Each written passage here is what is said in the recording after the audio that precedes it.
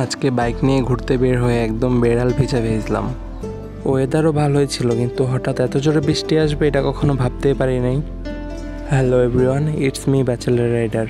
ঘুরতে বের হওয়ার উদ্দেশ্যে বাসা থেকে রেডি হয়ে বের হয়ে গেলাম। আর ওই যে আমার সামনে চান পাখি, আমার বাইক।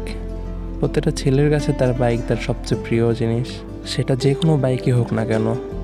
বাইক আছে মানেই একটা ছেলে হ্যাপি।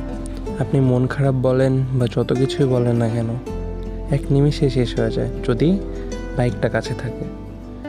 সবকটা ছেলের, প্রত্যেকটা ছেলের মন ভালো করার ওষুধ বলতে পারেন, ইমোশন বলতে পারেন, ফিলিংস বলতে পারেন এই বাইক।